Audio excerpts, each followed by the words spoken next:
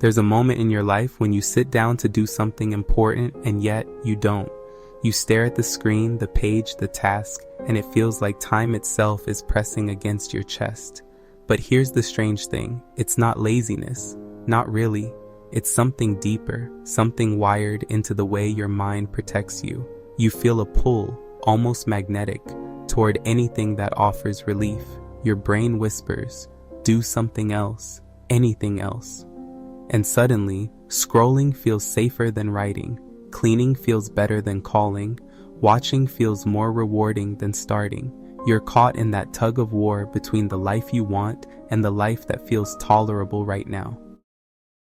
You open your laptop and the world outside your window continues moving without you. The sunlight hits your desk, but your attention refuses to follow. Your chest tightens as you imagine the work ahead. It's not that you don't care, you care too much. The pressure of expectations, both from yourself and the invisible eyes around you, makes your chest ache. Every notification, every ping feels like a tiny lifeline.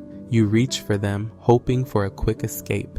It's almost embarrassing how true this is. Your mind isn't lazy, it's avoiding discomfort. And discomfort isn't just about effort, it's about fear, uncertainty, the chance that what you create won't be enough. Your hand hovers over the keyboard. You tell yourself, I'll start in 5 minutes. 5 minutes stretch into an hour. Your mind loops, oscillating between shame and relief.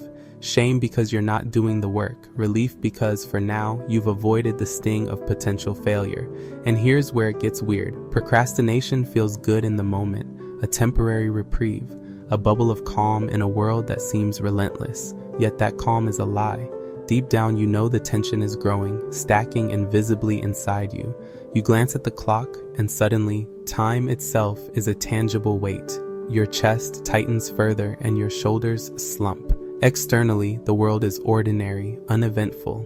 Inside, your mind is a storm of what-ifs, of imagined consequences, of judgment you'll never say out loud. Most people never notice this part.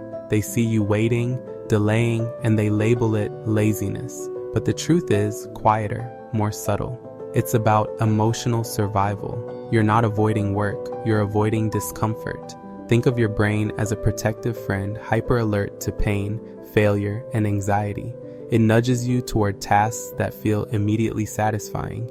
It nudges you away from anything that might stir unease. And here's the twist. Your long-term goals feel abstract, distant. The discomfort they carry is not immediate. So the brain makes a simple, elegant choice. Prioritize the short-term emotional safety, even when that choice betrays you later. You notice the contrast sharply, the calm of the scroll versus the knot in your stomach later when you realize the work hasn't moved forward. The cycle repeats: fast relief, slow regret, quick comfort, long-term anxiety.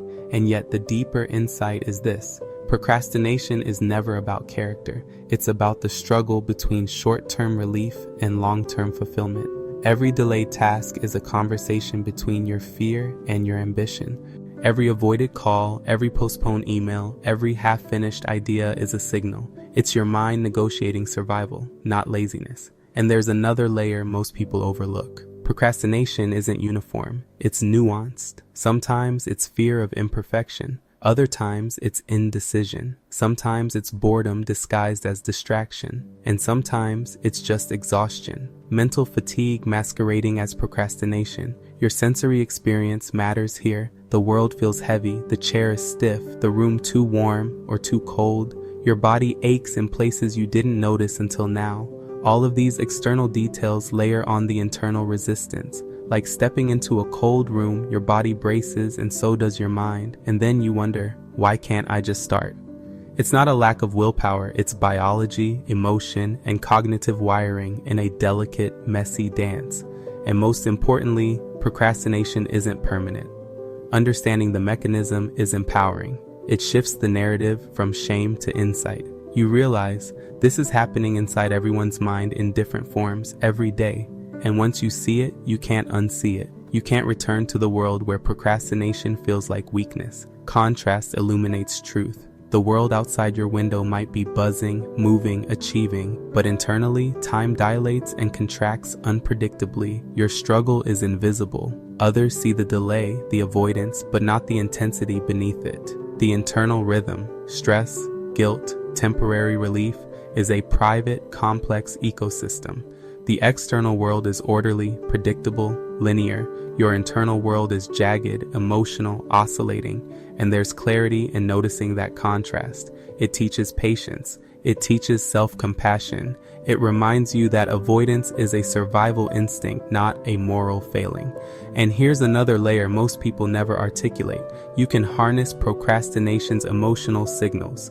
The tug toward distraction isn't just resistance, it's feedback.